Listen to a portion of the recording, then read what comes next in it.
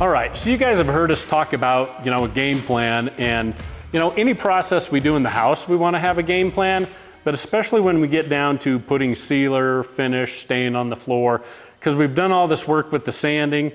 Now we get to someplace that may be a little harder. If we make some mistakes and leave some marks in the floor, it's going to be harder to clean those up. So we really want to have a game plan before we ever put sealer or finish on the floor. So even if you're working by yourself, walk the job, talk to yourself, put your own little game plan together. Just talk through things that may, again, get in your way. How am I going to work this out? Where am I working out of? Where's my exit point going to be? And double check to make sure you've got your environment set. You've got the right temperature, what's the relative humidity, you've shut down airflow if you needed to, you know where those controls are, but have all that game plan put together. You've got things set up at your entry and exit door, whether it's your applicators, they're all put together, seasoned if you need to, rags, garbage can, all that kind of stuff is ready to go. So what we're going to do now is take a look at the video of when Bob and I worked together to roll this whole panel. It's about 750 square feet.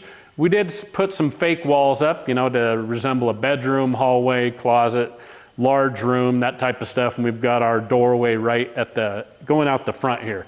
So I know it's not as difficult as you might have on a real job site with real walls and stuff. So forgive us for that, but we just wanted to go through it, show you how we work this game plan, talk through it, so maybe that helps you guys out on your next job.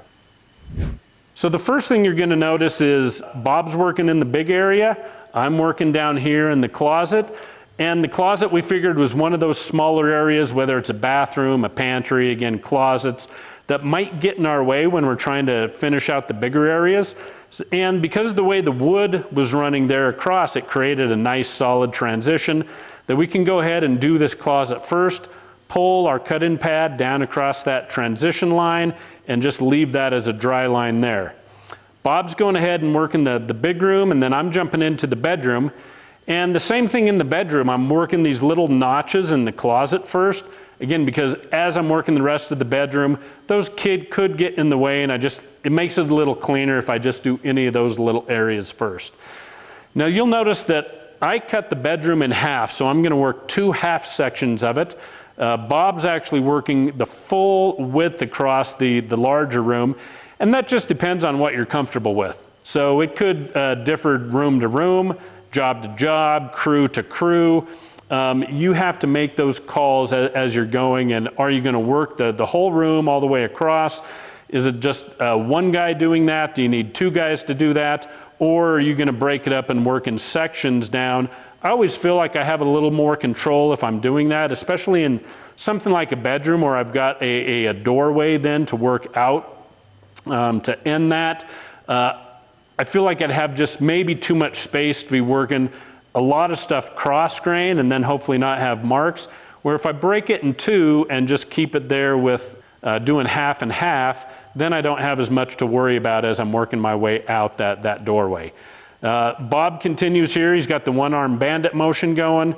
I'm continuing to work the bedroom. You'll also notice when Bob gets to the end here, we also ran some tape along his transition point. So again, you could do it 2 ways. You can run tape. That is a little bit easier, especially when you've got something a little longer than just a standard doorway. Then he's going to pull the finish on one side of that tape. We'll pull the tape right away, so any hard edge that may have dried there has a chance to flow over and become softer. And then again, as Bob is finishing out this big room, he could have pulled it, straight across the grain because you have that advantage of the roller in doing that. But a best practice is always when we can finish with the grain, always finish with the grain. Just takes one more variable out of it where you don't chance that you're going to leave cross-grain marks. So he's going to go back over then and in the little entryway, kind of finish that section. As I get done here in the bedroom, again, I'm going to pull a dry line at the doorway across that transition. Bob just cut in against the transition in the closet so that now he can continue this out as he regularly would, as if there had not been a transition there at all, tying everything in. Cutting in both sides, running the roller back and forth. Again, he could have finished this off cross grain, best practice, we're always gonna go with the grain, but you can see how he's working that there, kind of full width from side to side on that since he's already cut in the ends. Now I'm headed down, I'm gonna start in the closet, in the hallway, working down a narrow hallway. If we were working together, it would be too narrow for both of us to be in there. So once Bob gets done with the entryway here, he's actually gonna exit the job, wait at the front doorway. He may go clean out, his applicator, see if I need some more finish, wait for me, see if I need any help with anything, if we need some rags to soak up some finish, if we get some debris or something in there. But otherwise, I'm continuing to work my way down, cutting in back into the doorway in the bedroom, just overlapping it a little bit so we get full coverage, pouring the middle and then rolling the middle of each of those, and then feathering out by pushing away. As I'm getting to the end here, now I'm cutting in the large room where Bob had pulled the dry line, and in the entryway.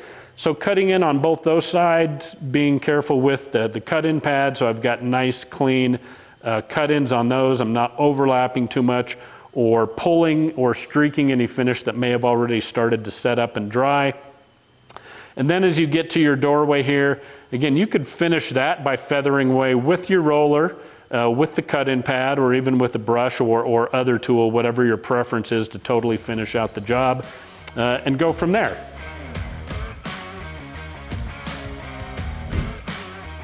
So that's the video of how we worked our game plan. We had the discussion beforehand on how Bob was going to work his sections, how I was going to work some sections, jump into the bedroom, finish out the hallway.